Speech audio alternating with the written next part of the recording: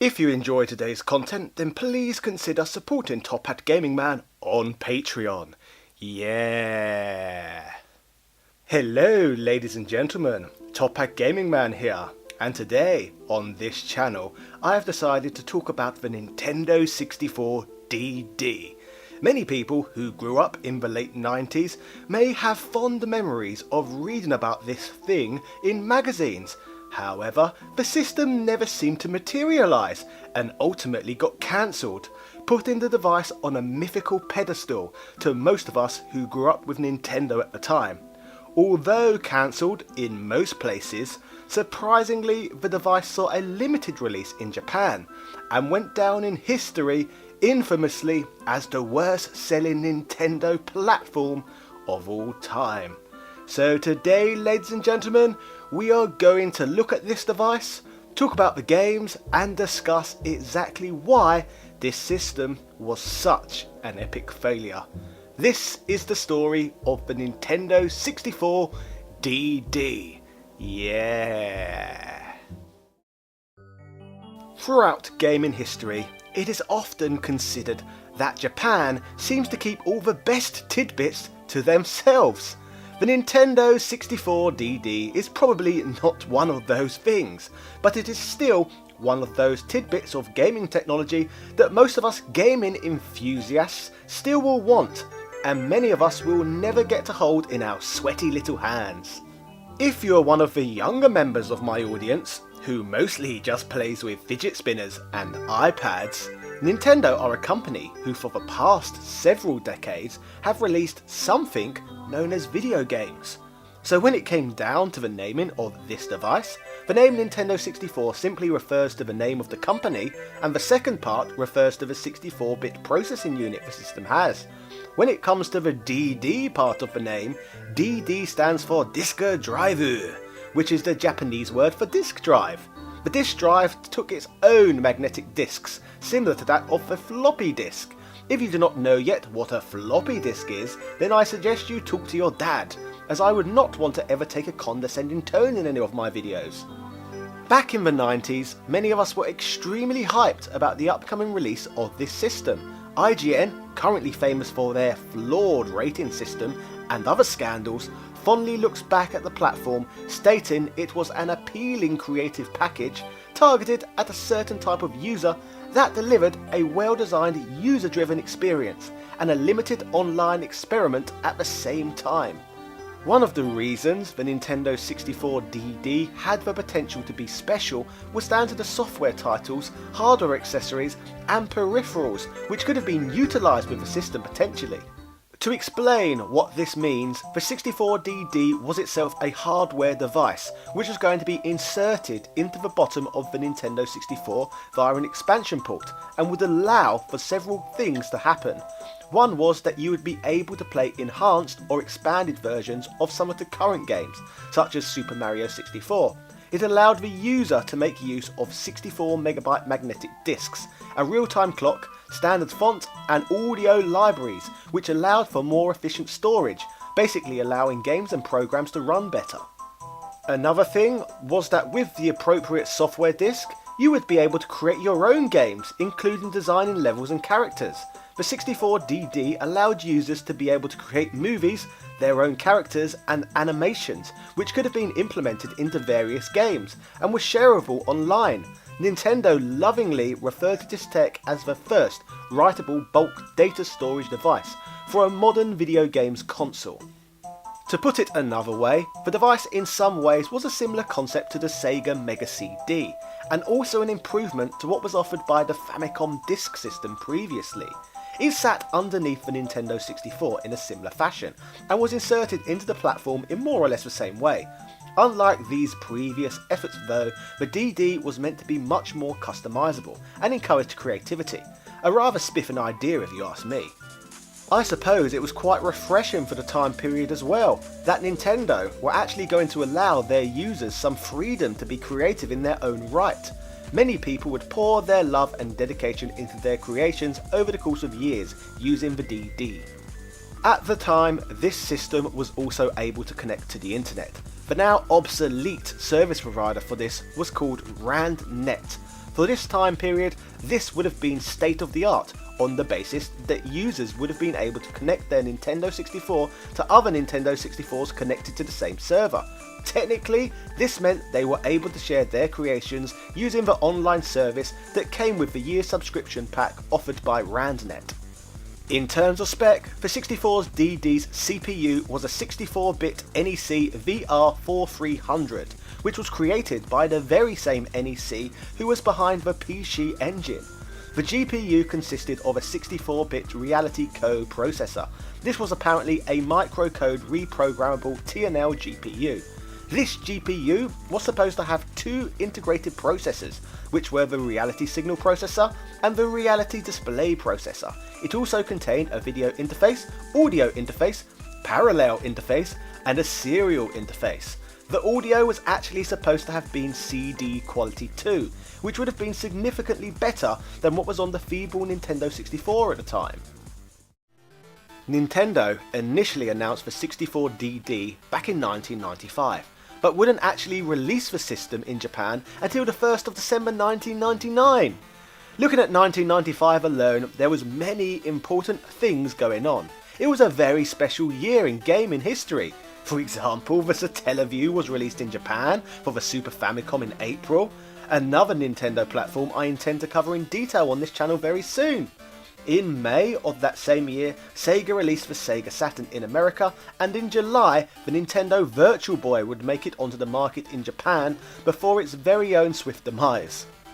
August of that year would see the NES finally being shelved in America, and then the next month, September, would see the official launch of the Sony PlayStation in both America and Europe. That's bizarre really to think about, isn't it? The NES ended just a month before the PlayStation's debut.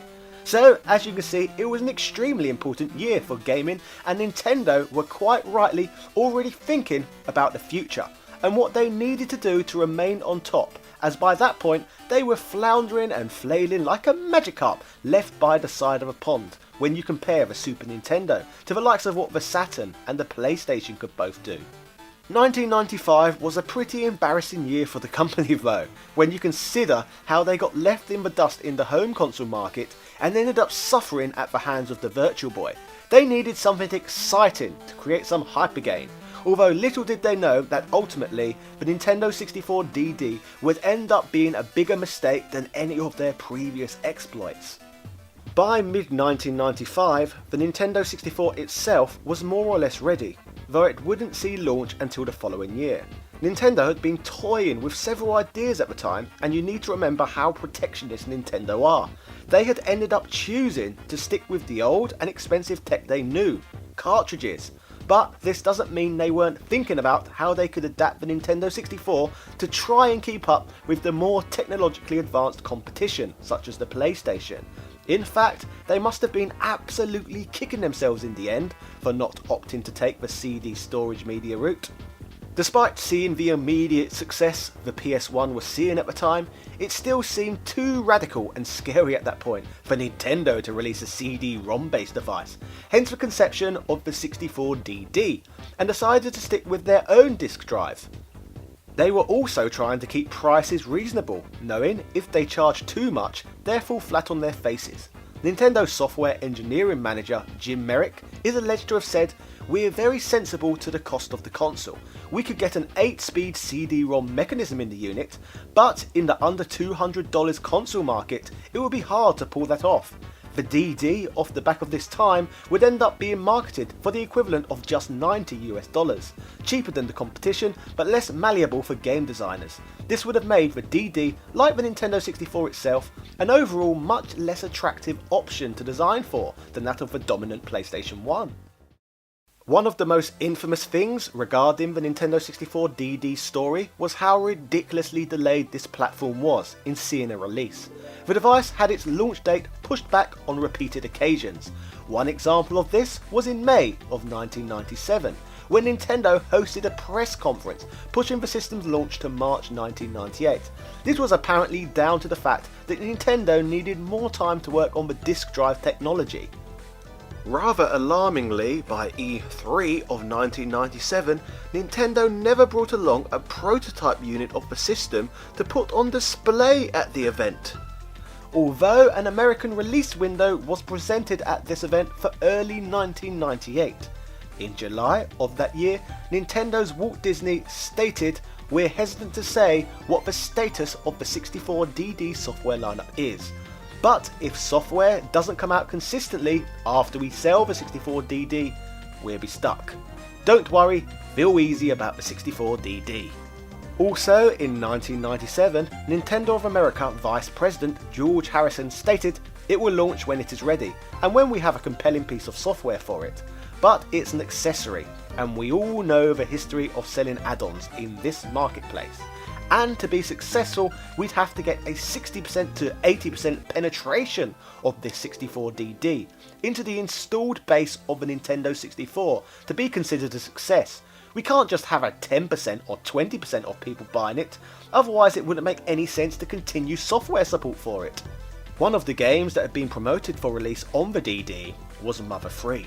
At the tail end of the year in December, Mother creator Shigesato Itoi stated that he came up with a lot of ideas because of the 64DD. All things started with the 64DD. "There are so many ideas I wouldn't have been allowed to come up with if we didn't have the 64DD. We'll make the game on a cartridge first, then add the technology we've cultivated to finish it up as a full-out 64DD game." He likes saying 64DD, doesn't he? By the time 1998 itself rolled around, our favourite website IGN made the bold prediction that they expected all major Nintendo 64 cartridge titles to have software support for an impending expansion disc. Despite the delays, the game in hive mind was still hyped. The North American launch date was soon pushed to late 1998, and the Japanese delay was moved to June of that same year. The Nintendo 64DD was alarmingly absent from E3 of 1998 altogether. Amongst all of this, Next Generation magazine inferred that the platform was as close to dead as we can imagine. IGN stated that they believed the lack of a launchable software library for the DD was the reason for Nintendo skipping the annual Space World trade show that year as well. The rocky development cycle of the 64DD just seemed to continue and continue, and by May of 1999 the platform was still apparently delayed due to a lack of software being ready for the platform. Nintendo went on to show the system off at Space World 1999, but still set no official release for the platform. The DD was finally launched on the 1st of December 1999. It included a package known as the RandNet Starter Kit. This included 6 games which showed up twice a month through the post, and 1 year of internet service included. Also found within the package was the DD itself, a Nintendo 64 modem and an expansion pack. The RandNet browser kit included an editing tool, information exchange, community settings, and the ability to surf the internet, which had been modified to be viewed on a television set. Nintendo had also promised more features, but the system died off before that could be delivered. These included things like battle modes, observation modes where you could watch other people play games, beta tests, which were essentially the ability to play demos, a digital magazine, music distribution, online postcards, and e-commerce, which was a very early version of the Nintendo's eShop. Nintendo had many exciting projects and games in the works for the platform, such as a Fire Emblem series entry and a number of other titles which we shall be touching on later. However, ultimately, during its lifespan, the system only ever saw 10 bits of software released in total. So now, let's take a brief look at some of what Japan got. In 1999, Nintendo released Koujin no Doshin, also known as Doshin the Giant. In this game, you got to choose whether to be good or evil, as either a big yellow helpful giant or a big bad nasty red giant. The aim of the game is to get the villagers to build all the monuments to you. As their overlord, you can either assist them or destroy their lives. In this short time, another piece of software was released, which translates as Doshin the Giant Tinkling Toddler Liberation Front Assemble. This game is basically an expansion to Doshin the Giant, where you have a giant who is trapped inside an exhibition and can only be freed if you can complete several tasks set out by the Queen Companions, which mostly consist of building monuments from the initial game. Eventually, Doshin the Giant saw release worldwide on the Nintendo GameCube in 2002. However, from my play experience, the game is pretty average, and I would even go as far as to call it a poor effort overall, considering it's a first-party Nintendo game. Let's just put it that there is a reason as to why Doshin is not a selectable character in Smash Bros. I do not even ever recall seeing a call for it from anyone. Mario Artist Paint Studio was released, which is in a way a kind of sequel to Mario Paint, and was compatible using the Nintendo 64's mouse. There was different utilities to use, such as the paintbrush sizes, cut and paste, 3D textures, pre-rendered backgrounds, and you had the ability to make little movies. This was one of the utilities which allowed you to export what you made into other DD games too, such as Simcity 64 and Mario Artist Polygon Studio. The platform also saw the release of Mario Artist Talent. In this one, you were able to create your own characters which could be shared over the RANDnet internet service. It was also compatible with the Game Boy camera, which meant you were able to insert your own face into the game and create a polygon version of yourself. It came with a microphone in the kit, which also meant you would be able to voice your characters too. Further entries in the series included Mario Artist Communication Kit, which allowed you to upload your pictures, characters and short films into RANDnet for other people to see and trade with, and you could also download images and models to implement into your own game creations. Japan also got Mario Artist Polygon Studio, which was a 3D modelling package which allowed you to create your own 3D models. Once they were created, you would be able to further enhance these using the Paint Studio and then test it within minigames which were included in the software.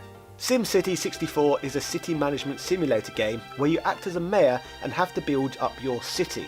You have to be able to balance residential, industrial and commercial areas whilst keeping your citizens happy and collecting taxes. There were scenarios included where you would have had to problem solve, i.e. energy crises or monster attacks. To be fair, I assume that most of you are probably aware of the SimCity series anyway. However, this may have brought to light for you that the Nintendo 64 DD had its own entry in the series. F-Zero X Expansion Kit was initially created to be an expansion pack for the cartridge version. However, it ended up becoming a full-blown remake of the game with additional features. You could edit your vehicle and set the stats for it. You had the ability to create your own courses which could then be shared over the RANDnet service. There were also new cups which could be won, containing 6 new tracks each, which were much more difficult. In a way, you could consider this the closest thing really to what the DD has in terms of a killer app. It is a crying shame we have never seen Nintendo re-release this game on any other platforms down the line. By February of 2001, the DD was officially discontinued, which would have given it only a short 14-month life cycle, during which time it managed to sell an inordinately whopping 15,000 units. Allegedly, there were 85,000 which remained unsold during this time frame. However, the discontinuation was actually announced much earlier than this, in October of the year 2000. Even Super Mario creator Mr. Miyagi himself questioned the DD. He is alleged to have said it would have been easier to understand if the DD was already included when the N64 first came out. It's getting harder to explain after that fact. So it suffice to say that when it was a total flop, the main man wasn't surprised in the slightest. As mentioned earlier, only a few games were released for the platform too, with the rest either being cancelled or converted onto carts and released as regular Nintendo 64 games, or were held back and released as GameCube games instead. So let me give you a quick rundown of some of the games that were originally slated for a release on the DD platform. A big title, which we have touched on earlier, was Mother 3, which ended up being cancelled in its 3D polygon form and completely reimagined on the Game Boy Advance. The original version of Mother 3 was originally set to be a Nintendo 64 title, but the project was so ambitious that it would have needed the extra capabilities of the disk drive to make the thing possible. The failings of the DD meant that development of the game shifted back to just the Nintendo 64, and everything ended up going pear-shaped from there. A demo of this game was showcased at Space World of 1999. A number of games that were set for release on the DD were transferred to the Nintendo 64 and released on cartridges. These included Hybrid Heaven, Kirby 64, Mario Party 2, Pokemon Snap, Pokemon Stadium, Paper Mario, Donkey Kong 64, and many more games. Other games got moved to the platform that did not even relate to the 64. For example, Dragon Quest VII ended up on the PlayStation, Resident Evil 0 ended up on the GameCube, and Seaman ended up on the Dreamcast. All of these classics and more should have been part of the DD's library. The DD was also set to feature a piece of software known as Zelda Aura. Zelda Aura was set to be an expansion pack for the Ocarina of Time. Due to public demand, the expansion was partially released on the GameCube as The Legend of Zelda Ocarina of Time Master Quest, which came as a bonus disc with The Wind Waker. Whether this version of the game is the true Zelda Aura though is widely debated, and I could make a whole nother video on that subject alone to be fair, so I will not go into any further detail on this very deep subject. There was also a piece of software known as Zelda Gaiden, which would eventually evolve into a entire game in its own right, in the form of Majora's Mask for the Nintendo 64. It is also said that there was to be a Super Mario 64 2 on the DD, which would have featured Luigi and Yoshi as a rideable character. However, the information on this one is fairly limited.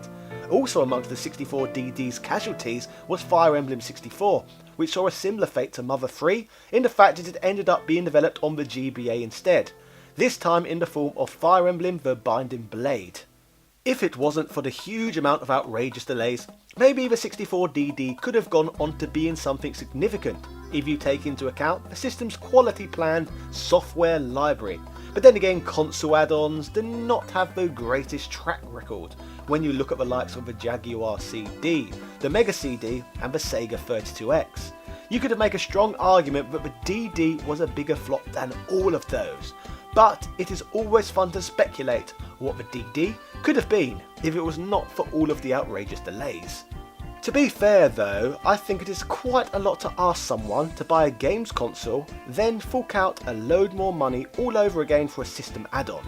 And let's be fair, compared to their previous efforts, not many people had Nintendo 64s to begin with, in comparison to Super Nintendos, NESs and Game Boys. So if the DD did see a worldwide release, it is very clear that that platform would have sold even worse.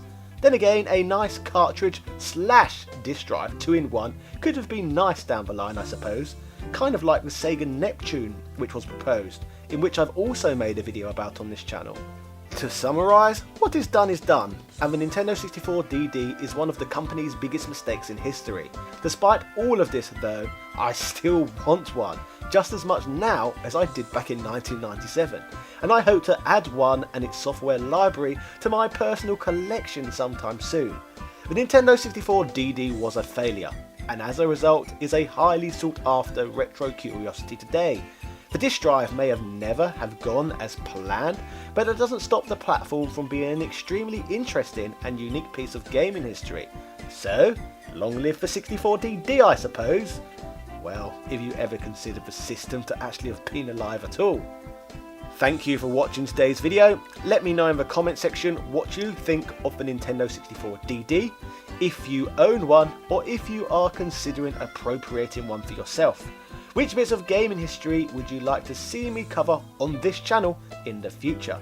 Let me know down below. Do not forget to like, comment and subscribe for regular in-depth content on this channel just like this every single week. Also, if you really want to help me out, hit the notification bell to stay notified with every upload. My channel, Top Hat Gaming Man, is partly funded from the fantastic support and donations I receive from my lovely Patreon benefactors. So shout outs to Carl Johnson, Shizuka Kobayashi, Richard Clark, Greg Hooper, Harold Webb, Sint Spaces, Kevin Verhaley, David Mountford, Andrew Bazansky, Edward O'Reilly, Michael Keneally, Tom Elliott, Mark S. Hines, Gary Pinkett, The Gaming Muso, SpongeMacB, QuangDX, and all of my other patrons. You people motivate me to no end when it comes to pumping in hundreds of hours of work every month to bring these videos to life. So as always, from the bottom of my heart, thank you ever so much. Cheerio!